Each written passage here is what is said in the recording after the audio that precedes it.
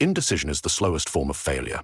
A man who does nothing commits his crime in installments. Yet a man who does too much too quickly often dies before he realizes why. Empirical evidence suggests that imperfect action is preferable to prolonged hesitation. The probability of success increases with iteration. But only if you notice what needs changing. People rush forward without looking like children running with scissors. Observation, then, is the only safeguard against reckless motion.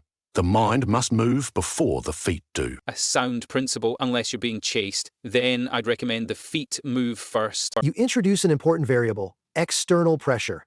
The urgency of a situation determines whether caution or speed is optimal. But urgency is often self-imposed. How many people run towards something only to realize they were fleeing a shadow? The real question isn't when to act.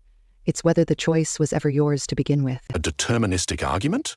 Free will exists in every calculation, so long as one can measure the variables. Then I assume you've measured every variable before speaking, or are you just taking an educated guess? An interesting paradox. If all actions are determined, then hesitation is merely the system processing its next step. Or fear dressing up as reason. Most people aren't thinking, they're waiting for an excuse not to move. An unexamined step is as dangerous as no step at all.